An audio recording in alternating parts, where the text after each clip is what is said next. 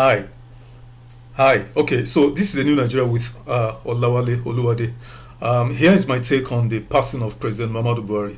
And I titled this President Muhammadu Buhari, a time for account, a time to give account. So it is no longer news that President Muhammadu Buhari, Nigeria's fourth president in this republic, passed away yesterday, 13th July 2025, in a London clinic from undisclosed illness for which he was hospitalized, receiving treatment, but to which he succumbed eventually, and he was 82 years old. Many tributes have expectedly, and I might add, deservedly, been pouring in from family, friends, colleagues, associates, kingsmen, and so many others from all over the world. President Muhammadu Buhari was clearly a central, even if controversial, figure in Nigeria's history. He played prominent roles in the affairs of the country at critical junctures, in the country's, life. Of the 65 years since Nigeria's independence, Muhammadu Buhari was leader for about 10 years. Of the 65 years that Nigeria was independent, that Nigeria has been independent, Muhammadu Buhari was leader at different times for a total of 10 years. He was variously a soldier who fought in the 30 months civil war from 1967 to 1970. He was a governor of Old Borno State, Minister of Petroleum Resources. He was GOC, that's his General Officer Commanding. And then he capped up this stellar military career, by becoming head of state after a military coup, the military coup that aborted democratic rule from 1983 to 1985.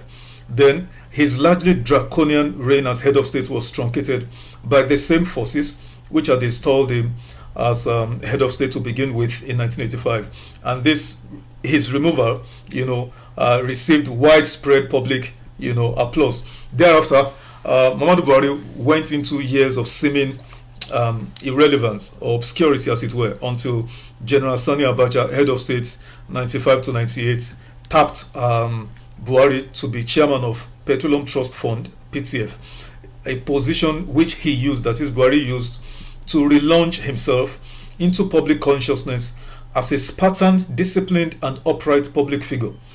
Now, with return to democratic rule in 1999, Buhari attempted the office of president thrice and failed, before finally achieving success at the fourth try in 2015.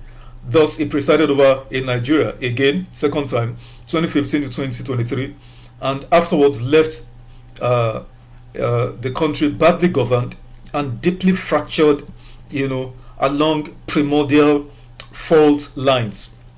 Let me round up this short presentation by stating publicly, for the first time, that I began writing a book, on the Buhari years, months before his exit from office in 2023. I began this maybe like 2021 or thereabouts. I began gathering data and records. Now, it behoves me to devote more time to finishing this task expeditiously.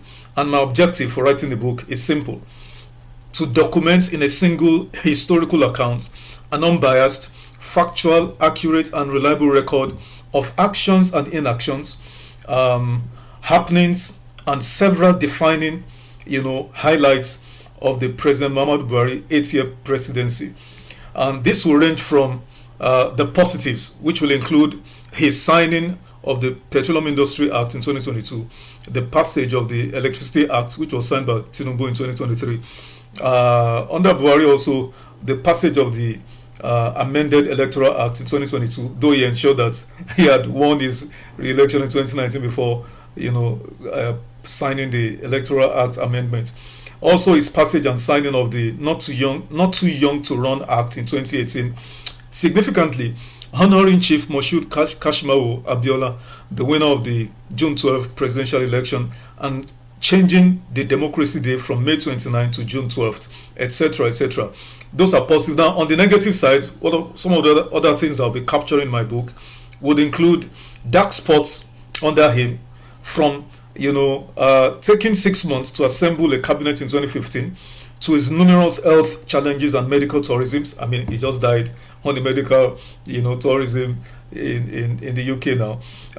Also, the Osun 2018 Guba fiasco, including the Chief Justice of Nigeria, Walter Onogen, illegal removal from office, the 2019 general elections debacle, which was more or less gangsterism, writ large, the 2020 NSAS massacre, also the Shiite massacre in Zaria, December 12 to 15, 2015, where over 350 women, children, men were massacred by Nigerian soldiers under the orders of Buhari in December 2015.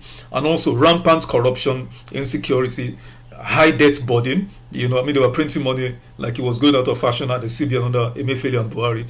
But particularly, what I would review is his woeful succession plan, the Naira redesign policy, fuel policy in 2023 that led to so many deaths, so many pains, to Nigerians. So it is important, so why this book again? It is important from the perspective of a public intellectual to offer students of history and future generations such unvarnished accounts of stewardship of all our leaders. Buhari's former associates, aides are writing books. Femi Adesina, Garba Shehu, of course, they will be biased.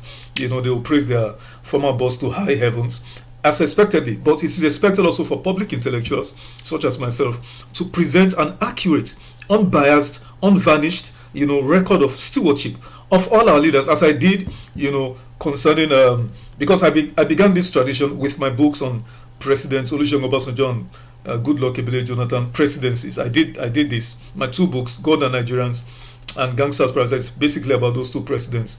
And even on this current president, Bola Tinubu, I already began gathering useful material on his administration. So now, for President Muhammadu Buhari, it is curtain calls for a man to whom Nigeria gave so much. I've heard people say, "Oh, Muhammadu Buhari gave Nigeria so much." That's not true.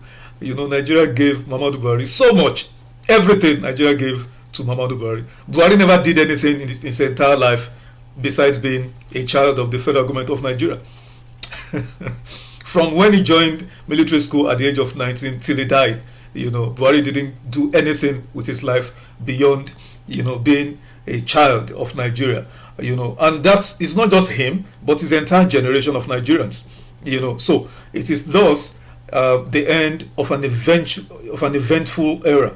Now, as it is with all mortals, whether rich or poor, famous or notorious, all of us, all mortals, it now remains a time to stand before history, stand before the judgment of history, and also particularly the judgment of our Maker. So President Muhammadu Buhari now will stand before his Maker God to give account of his actions while here on this side.